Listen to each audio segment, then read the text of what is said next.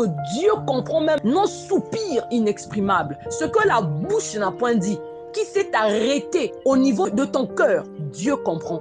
Anne n'avait pas seulement versé des larmes, elle avait prié. Ça veut dire que les larmes qu'elle avait versées devant Dieu représentent des prières. C'est comme quelqu'un qui n'a plus de mots et qui, au lieu de continuer, au lieu de chercher les mots, la personne sait que Dieu comprend le langage que les hommes ne peuvent pas comprendre. Si Pénina n'avait pas humilié Anne, Anne devait continuer à prier comme elle avait toujours prié, parce qu'elle partait à l'église.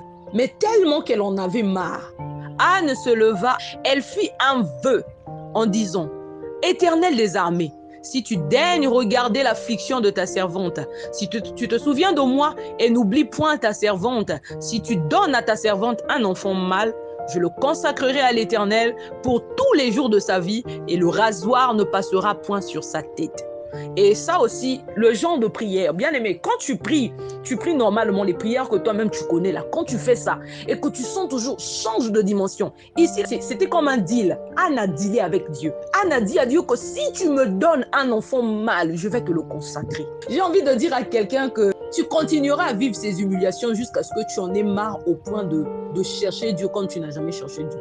Tu continueras à vivre ce que tu vis jusqu'à ce que tu comprennes que ce que Dieu attend de toi, c'est que tu deviennes un chrétien mature.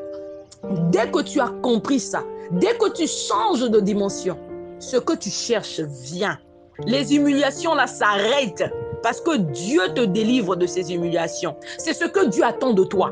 Dieu ne veut pas que tu murmures dans ton désert. Si tu continues avec tes murmures, tu risqueras de mourir là dans le désert. C'est-à-dire que tu demeures dans la même position. Tu continues de subir les humiliations jusqu'à ta mort. Continue avec les abapang, continue avec ça, avec les murmures, comme si Dieu t'avait oublié. Alors que Dieu t'appelle à devenir un chrétien mature. Mais toi, comme tu ne comprends pas ça, tu es là, tu continues de tourner en rond dans le désert. Tu me diras peut-être à toi, tu sais le nombre de programmes de prière que j'ai déjà fait. Est-ce que ces programmes de prière là, tu le faisais selon le modèle que Dieu nous donne dans le livre de Ésaïe chapitre 58. La Bible nous parle du vrai jeûne. Même quand tu dis que tu sais le nombre de programmes de jeûne, deux fois tu as fait des crèves de faim, tu as fait des régimes, tu as maigri.